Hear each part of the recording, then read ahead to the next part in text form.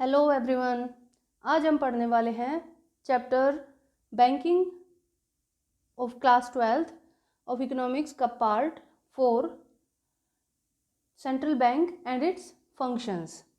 सो सबसे पहले हमें ये जानना होगा कि what is the meaning of central bank. तो इसके बारे में जानने से पहले ये जानना ज़रूरी है कि सेंट्रल बैंक होता क्या है। लेकिन इसके बारे में जानने से पहले एक छोटा सा एग्जाम्पल ले लेते हैं जिससे चीज़ें ज़्यादा क्लियर हो जाएंगी। जैसे आपके स्कूल में फॉर एग्जाम्पल आपके स्कूल में टीचर हैं, एक या दो टीचर होते नहीं होंगे, बहुत सारे टीचर्स होंगे और उन सब के ऊपर एक प्रिंसिपल होता है। अब उसी तरीके से टीचर्स को मान लेते हैं चलो कॉमर्शियल बैंक। अब टीचर्स के ऊपर एक हेड भी होता है, दैट इज़ प्रिंसिपल। वो कौन होता है? उसी तरीके से इन कॉमर्शियल बैंक्स के ऊपर भी एक हेड होता है, और कौन होता है वो? दैट इज़ सेंट्रल बैंक, जो इन सब का हेड होता है और टाइम टू टाइम इनको गाइड भी करता है, रेगुलेट भी करता है और इनका सुपरविज़न भी करता है। तो अब देख लेते हैं सेंट्रल बैंक क्या होता है। एक it is an apex body. Apex means होता है सुप्रीम। ये एक हाईएस्ट बॉडी होती है जो दैट कंट्रोल्स, जो कंट्रोल करती है, ऑपरेट जो चलाने वाली है, रेगुलेट जो इन सब के लिए क्या करती है, रूल्स एंड रेगुलेशंस बनाती है, डायरेक्ट्स और डायरेक्ट करती है, डायरेक्शन मीन्स जो उनका सुपरविज़न करती है और ज़रूरत पड़ने पर उनका लाइसेंस भी रद्द कर सकती है। The entire banking and monetary structure of the country, सारे के सारे पूरी कंट्री के अंदर बैंकिंग और मॉनेटरी स्ट्रक्चर को क्या करती है, ऑपरेट कंट्रोल करती है, ऑपरेट करती है, रेगुलेट करती है, डायरेक्ट करती है पूरे के पूरे बैंकिंग एंड मॉनेटरी स्ट्रक्चर को। अब बैंकिंग स्ट्रक्चर तो समझ में आ गया, बैंकिंग स्ट्रक्चर क्या होता है, बट ये मॉनेटरी स्ट्रक्चर क्या है देख लेते हैं इसको भी। What is monetary structure? अब जैसे कि मॉनेटरी स्ट्रक्चर मीन्स होता है कि पूरी कंट्री में कितनी करेंसी का फ्लो करना है, या मतलब बढ़ाना है या कौन घटाना है, ये कौन डिसाइड करेगा? सेंट्रल बैंक करेगा। अब सेंट्रल बैंक देखेगा कि लोग डिमांड क्यों ज़्यादा कर रहे हैं या क्यों कम कर रहे हैं डिमांड, ये सारा कंट्रोल किसके पास होता है? या पैसे से रिलेटेड जितने भी सारे डिसीजन कौन करता है? That is central bank. अब एक छोटा सा जैसे all the financial developed countries have their own central bank, और जितनी भी फाइनेंशियली डेवलप्ड कंट्रीज़ हैं उन सब का अपना एक सेंट्रल बैंक होता है। फॉर एग्जांपल इंडिया में क्या है? RBI. Bank of England in UK, जो बैंक ऑफ इंग्लैंड है वो कहाँ का है? सेंट्रल बैंक यूके का है, यूनाइटेड किंगडम का। Federal reserve system in USA, ये यूएसए का सेंट्रल बैंक है। ठीक है, अब देख लेते हैं थोड़ा सा आरबीआई के बारे में। आरबीआई क्या है? It was established on April 1st 1935। ये थोड़ा सा इम्पोर्टेंट हो जाता है, वैसे इम्पोर्टेंट नहीं है बट अगर आप क्वेश्चन में लिख के आओगे तो एक अच्छा इंप्रेशन पड़ता है। कब इस्टेब्लिश होता है? 1 अप्रैल 1935 को एस्टेब्लिश हुआ था in accordance with the RBI act 1934। 1934 में एक्ट पास हुआ था, उसके बाद में ये इस्टेब्लिश कब हुआ? 1 अप्रैल 1935 को एज अ सेंट्रल बैंक। ठीक है, आगे चलते हैं। अब देखते हैं जो सेंट्रल बैंक होता है वो उसके फंक्शंस क्या क्या होते हैं, कौन कौन से फंक्शंस होते हैं। सबसे पहला होता है करेंसी अथॉरिटी। कौन से? Currency authority, banker to the government, bankers, bank and supervisor, custodian of foreign exchange and controller of money supply and credit. ठीक है, अब इसमें जो है, अब आप ये कहोगे कि इसमें इस चैप्टर में हम क्या है कि हम सिर्फ इस पार्ट में हम ओनली इन 4 फंक्शंस के बारे में स्टडी करेंगे। जो 5th फंक्शन है उसके बारे में हम नेक्स्ट वीडियो में स्टडी करेंगे, because this is very very important topic. इसमें से क्वेश्चन जो है वो आपका लगभग आएगा ही आएगा। ओके, तो इसके बारे में हम नेक्स्ट टॉपिक में, जो नेक्स्ट हमारा वीडियो है उसमें हम इसको डिस्कस करेंगे, ठीक है। अब वन बाय वन इन सारे जो जितने भी फंक्शंस हैं उनको हम डिस्कस करते हैं। सबसे पहला है currency authority, bank of issue. जो करेंसी अथॉरिटी है वो क्वेश्चन आ सकता है बैंक ऑफ इशू के नाम से भी आ सकता है कि ये फंक्शन क्या होता है। तो करेंसी अथॉरिटी क्या होता है function? Central bank has the soul authority for issue of currency in country.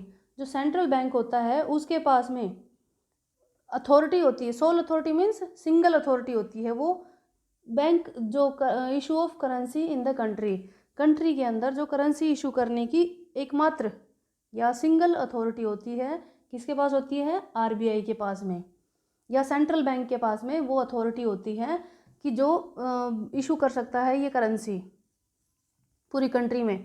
और इंडिया में क्या है? आरबीआई इशू करेंसी, जो भी करेंसी होती है वो आरबीआई इशू करता है, लेकिन except 1 rupee note and coins, except 1 rupee note and coins issue. ये जो 1 रुपी नोट एंड कॉइन्स है, इसके अलावा जितनी भी करेंसी है इसको कौन इशू करता है? आरबीआई इशू करता है।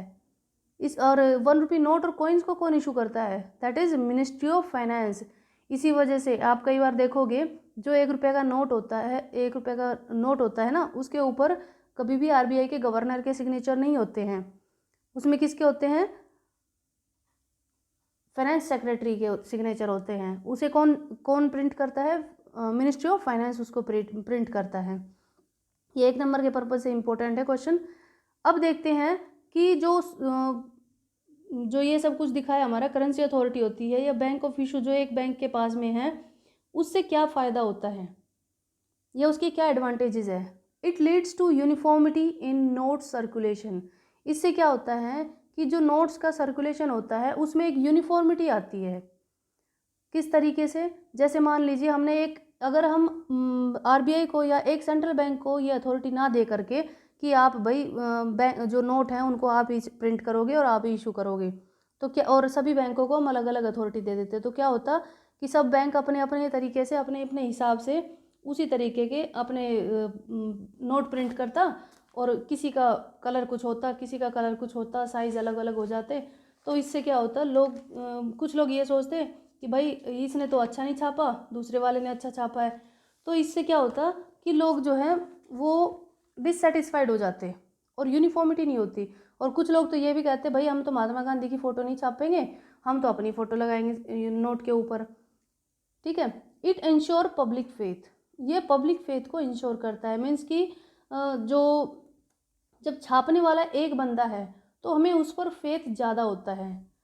अदरवाइज़ तो क्या होता कि कोई कहता कि जैसे मान लो कि ए और बी दो बैंक है, तो कोई कहता भाई ए जो है वो अच्छा छापता है, कोई कहता बी खराब छापता है, कोई कहता बी वाले ने अच्छा छापा है, ए वाले ने गलत किया है, या उसकी प्रिंटिंग अच्छी है उसकी ख़राब है।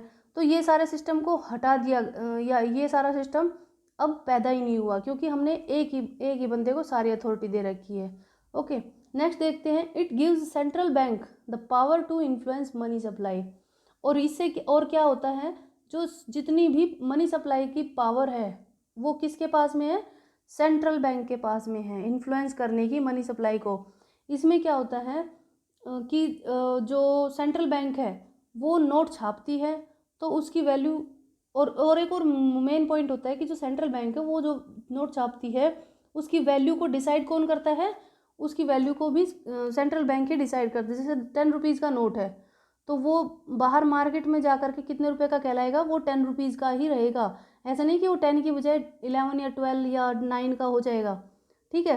और क्या होता है कि जैसे आरबीआई के पास में पावर है कि वो मॉनेटरी सप्लाई को इन्फ्लुएंस कर सकती है कि जैसे नोट प्रिंट करने हैं या नहीं करने हैं। अब हमने पावर एक बंदे को दे रखी है तो क्या होता है कि यूनिफॉर्मिटी आ जाती है इस चीज़ के अंदर। अगर अलग अलग के पास होती तो कोई कहता कि नोट छपने चाहिए, कोई कहता नहीं छपने चाहिए, तो ये सारे का सारा सिस्टम गड़बड़ा जाता, ठीक है। तो इससे फ़ायदा हुआ हमारा कि हमने एक ही जो अथॉरिटी है उसको हमने एक जो सुप्रीम अथॉरिटी है उसको ये अथॉरिटी दे रखी है कि आप नोट से संबंधित आप जो भी डिसीजन लोगे that is supreme. Okay, next देखते हैं हम बैंकर्स टू द गवर्नमेंट। अब जो बैंकर्स टू द गवर्नमेंट होता है, अब बात करते हैं इसकी। तो आप ऐसे मान के चल सकते हैं कि जैसे आपके पैसे जमा कराने के आप पैसे जमा कराने के लिए, लोन लेने के लिए कमर्शियल बैंक के पास जाते हैं, उसी तरीके से बैंक्स के लिए कौन होता है? सेंट्रल बैंक होता है। ठीक है, कैसे? जैसे देख लो, एक छोटा सा एग्जाम्पल बना के, सॉरी, एक छोटा सा कार्टून बना के देखते हैं। जैसे मान लीजिए ये लोग हैं, अब इनको अगर ज़रूरत पड़ी, इनको नीड हुई पैसे की, तो ये कहाँ जाएंगे? कमर्शियल बैंक के पास में। और अगर कमर्शियल बैंक को अगर नीड होती है पैसे की, तो ये कहाँ जाएगा? सेंट्रल बैंक के पास में। ओके, तो इस तरीके से आपको समझ आ गया होगा। ये जो है बैंक जो और जो गवर्नमेंट है बैंक, ये तो बात होगी कमर्शियल बैंक का बैंक है वो। अब है bankers to the government, bank government का बैंक है। ये किस तरीके से है? RBI act as a banker, agent and financial advisor to the government. RBI जो है वो बैंकर्स, जो गवर्नमेंट है उसके लिए एक बैंकर, एक एजेंट और एक फाइनेंशियल एडवाइज़र का काम करता है। और जितनी भी गवर्नमेंट होती है, जैसे कोई स्टेट गवर्नमेंट है या सेंट्रल गवर्नमेंट है, उन सब के अकाउंट जो सेंट्रल बैंक होता है उसके अंदर खोले जाते हैं, ओपन किए जाते हैं। जैसे अभी presently we are living in Haryana, तो हरियाणा में जो सेंट्रल सीएम है, तो वो क्या करते हैं कि जो चीफ मिनिस्टर जो होते हैं वो अकाउंट खोलते हैं वहाँ जा कर के अपनी स्टेट गवर्नमेंट के नाम से, और जितना भी फंड होता है उसमें डाल दिया जाता है। और फिर कोई क्लैमिटी आती है या कोई भी ऐसी दुर्घटना होती है जिसमें लोगों को कुछ मदद की ज़रूरत होती है, तो उसमें से फंड निकाल करके लोगों को दे दिया जाता है। ऐसा नहीं है कि वो अपने घर से देंगे। ठीक है, अब इसको देखते हैं as a banker, as a finance advisor. वो जो ये जो बैंक होता है ये क्या करता है? एडवाइस देता है अलग अलग मॉनेटरी मैटर्स के ऊपर। किसको? गवर्नमेंट को, कि भाई ये काम करना चाहिए और ये नहीं करना चाहिए। As an agent responsible for managing public debts. जो एज एन एजेंट जो होता है, जो सेंट्रल बैंक होता है, वो पब्लिक डेट्स के लिए रिस्पॉन्सिबल होता है। जो पब्लिक का पैसा होता है वो कहाँ लगा हुआ है, कैसे लगा हुआ है, तो क्यों है, क्योंकि उसे पब्लिक डेट्स को संभालना होता है, इन सारी चीज़ों को उसको देखना होता है। और जो फाइनेंस एडवाइज़र होता है उसे ये एडवाइस भी देनी पड़ती है एज ए फाइनेंस एडवाइज़र कि जो गवर्नमेंट है या जो करेंसी है उसको क्या करें, उसको प्रिंट नोट छापने हैं या नहीं छापने हैं, ये गवर्नमेंट को एडवाइस देते हैं। और डिमोनेटाइजेशन या कोई ऐसा कोई डिसीजन लेना है कि नहीं लेना है, ये जो एडवाइस है ये कौन देता है? सेंट्रल बैंक देता है गवर्नमेंट को। Okay, as a banker. अब एज अ बैंकर कैसे काम करता है ये गवर्नमेंट के लिए? Maintain a current account. ये क्या करता है? एक करंट अकाउंट बनाता है for keeping their cash of, for keeping the cash of government. ये गवर्नमेंट के लिए एक करंट अकाउंट इस्टेब्लिश होता है इसके अंदर, ताकि उनका जो कैश है वो इसके अंदर जमा हो सके। ये कमर्शियल बैंक्स में जमा नहीं होता, ये इस सेंट्रल बैंक में जमा होता है गवर्नमेंट्स का, सभी गवर्नमेंट्स का, चाहे स्टेट गवर्नमेंट हो चाहे सेंट्रल गवर्नमेंट हो। All the receipt and payments are done through this account. जितनी भी गवर्नमेंट की रिसिप्ट एंड पेमेंट होती हैं वो इसी अकाउंट के ज़रिए से होंगी। Okay, it gives loans and advances to the government. और जितनी जो गवर्नमेंट होती है, जैसे आप कमर्शियल बैंक से लोन्स एंड एडवांसेस लेते हो अपने खर्चे पूरे करने के लिए, या फिर आपको कोई रिक्वायरमेंट है, जैसे हमारे पास में फ़ंड कम पड़ गए, हम मकान बना रहे हैं, तो हम क्या करेंगे? हम लोन ले लेंगे। ठीक है, तो इसी तरीके से अगर गवर्नमेंट जो है वो सेंट्रल बैंक के पास में लोन्स लेती है, तो जो बैंक सेंट्रल बैंक है वो गवर्नमेंट को लोन प्रोवाइड भी करता है। ऐसा नहीं है कि वो परमानेंट उनको दे दिया है, वो उनसे वापस भी लेंगे। ठीक है, कभी ये सोचो कि आप, ये तो सेंट्रल गवर्नमेंट है और इसको तो पैसे नहीं देने पड़ेंगे वापस, नहीं, पैसे तो सभी को देने पड़ते हैं। ठीक है, नेक्स्ट फंक्शन है इसका बैंकर्स बैंक एंड सुपरवाइज़र। जो अब इसमें क्या है, ये बैंकर्स बैंक है। बैंकर्स बैंक मीन्स बैंकों का बैंक है। अब इस बात को समझ लेते हैं किस तरीके से है। Central bank regulates and supervise all commercial banks. Central bank क्या करता है? रेगुलेट करता है और उनको क्या करता है, सुपरवाइज करता है जितने भी कॉमर्शियल बैंक्स हैं कि भाई कैसे करना है, या कितनी इंटरेस्ट रेट लगनी चाहिए, या कितना आपको अपने पास में जमा करना होगा, या कैसे लोगों को आप लोन बांटोगे। ये सारी चीज़ें कंट्रोल और सुपरवाइज कौन करता है, सेंट्रल बैंक करता है। It bears same relationship with commercial bank as the commercial bank maintain with public. ये वो ही रिलेशनशिप रखता है कमर्शियल बैंक के साथ में जो कमर्शियल बैंक पब्लिक के साथ रखता है। जैसे हमने अभी छोटा सा एग्जांपल देखा था, ये पब्लिक है और ये कमर्शियल बैंक है। अगर पब्लिक को नीड हुई तो वो कहाँ जाएगी, कमर्शियल बैंक के पास में, और कमर्शियल बैंक को अगर नीड हुई तो कहाँ जाएंगे, सेंट्रल बैंक के पास में। ओके, तो जो हमारा कमर्शियल बैंक के साथ रिलेशन है वही कमर्शियल बैंक का सेंट्रल बैंक के साथ में रिलेशनशिप है। ठीक है, या फिर ये लगा लीजिए कमर्शियल बैंक का जो हमारे साथ रिलेशनशिप है वही सेंट्रल बैंक का कमर्शियल बैंक के साथ रिलेशनशिप है। जब हमें ज़रूरत पड़ती है लोन्स की, या हमें अपनी सेविंग्स जमा करानी होती है, तो हम कहाँ जाते हैं, सेंट्रल बैंक के पास में, कमर्शियल बैंक के पास जाते हैं, सॉरी। और जब कमर्शियल बैंक को ज़रूरत होती है अपने जो डिपॉजिट्स है वो जमा कराने की या लोन लेने की, तो कहाँ जाएंगे, सेंट्रल बैंक के पास में। आई होप आपको ये समझ आ गया होगा। आगे देखते हैं। It bears sorry as a banker it performing 3 capacities. As a banker ये 3 अलग अलग कैपेसिटीज़ में परफॉर्म करता है, फेजेस में परफॉर्म करता है या काम करता है। जैसे मान लीजिए कि कस्टोडियन ऑफ कैश रिजर्व। अब ये जितना भी कैश रिजर्व होगा ये वो कहाँ होगा, सेंट्रल बैंक के पास होगा। ठीक है, अब कैसे, जैसे मान लीजिए कि आप 100 रुपीज़ का डिपॉजिट आया कमर्शियल बैंक के पास में, तो वो क्या करता है, इसका मान लीजिए 20% जो है LRR इसको रखना है, तो 100 रुपीज़ का 20 इसने LRR के रूप में रख लिया अपने पास में, और बाकी का 80 का क्या किया इसने, 80 रुपीज़ का इसने इसको लोन दे दिया। ठीक है, अब जो 20 रुपीज़ बचे हैं इसमें से भी इसके 2 पार्ट कर लेता है ये। एक होता है SLR स्टैट्यूटरी लिक्विडिटी रेशो, और एक होगा CRR कैश रिजर्व रेशो। अब मान लीजिए CRR जो है वो 5% है इसका 20 का, 20 में से 5 रुपीज़ जो है वो CRR के रूप में हमने रख लिए, और जो 15 रुपीज़ है वो SLR के रूप में। तो जो CRR है वो हम कहाँ जमा डिपॉजिट करा देंगे, वो कर देंगे हम सेंट्रल बैंक में। इस तरीके से कस्टोडियन ऑफ कैश रिजर्व वो बन जाएगा, कस्टडी ले लेगा वो अपने पास में कैश रिजर्व की, जो हमारे पास कैश रिजर्व है। ठीक है, और जो SLR है ये जो हमारे पास में बचा हुआ है, इससे अगर कोई जो हमारे पास में जो कोई कस्टमर आता है या कोई बैंक के पास में जो डिपॉजिटर आता है लेने के लिए कि भाई मुझे ज़रूरत है, रिक्वायरमेंट है इस पैसे की, तो हम उसको निकाल करके इस पैसे में से दे देते हैं। और अगर कभी हम ज़रूरत पड़ने पर या फिर हमारे पास पैसे नहीं बचते तो हम कहाँ से लेते हैं, फिर हम सेंट्रल बैंक से पैसे लेते हैं। ठीक है, अब आता है नेक्स्ट, इसका फंक्शन है lender of the last resort. Lender of the last resort का मतलब है कि आखिरी और अंतिम सहारा। इसे आप ये मान सकते हो कि जैसे मान लो कल को पैसा नहीं बचेगा इकोनॉमी में, तो हम कहाँ जाएंगे, सेंट्रल बैंक के पास जाएंगे। जो ये बैंक होते हैं अगर इनके पास में कल को पैसा ना बचे या इकोनॉमी में पैसा ना बचे तो ये किसके पास जाएंगे, इनके लिए लास्ट होप कौन होगी, सेंट्रल बैंक होगा।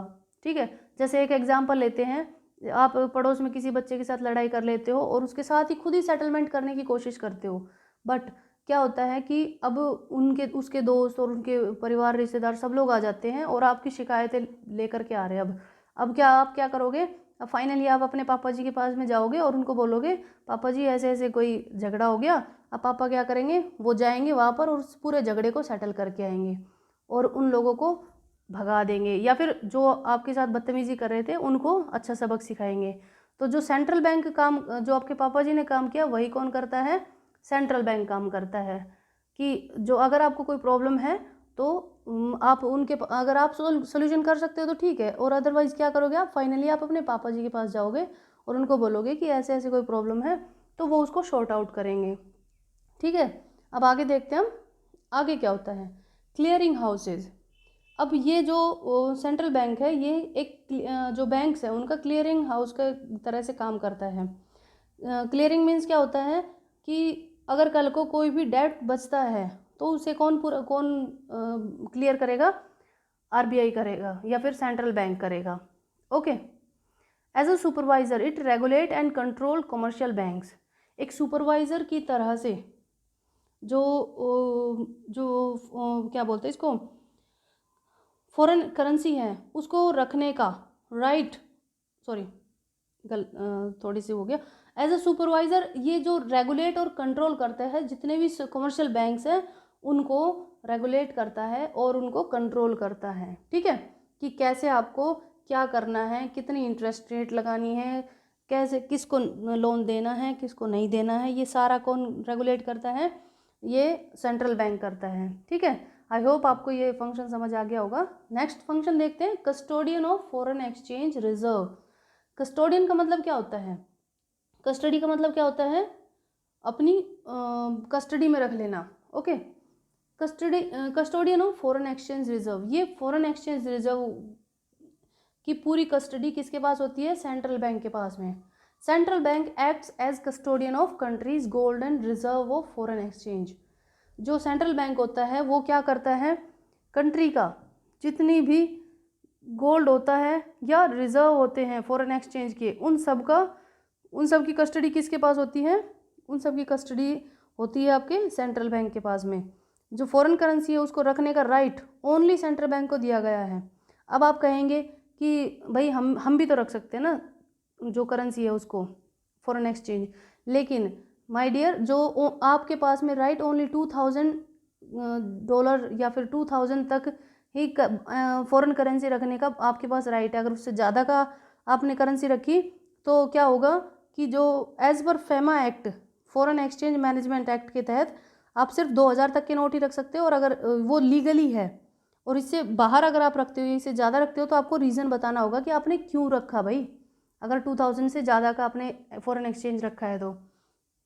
Okay, according to the regulation of foreign exchange all foreign exchange transaction must be routed through RBI.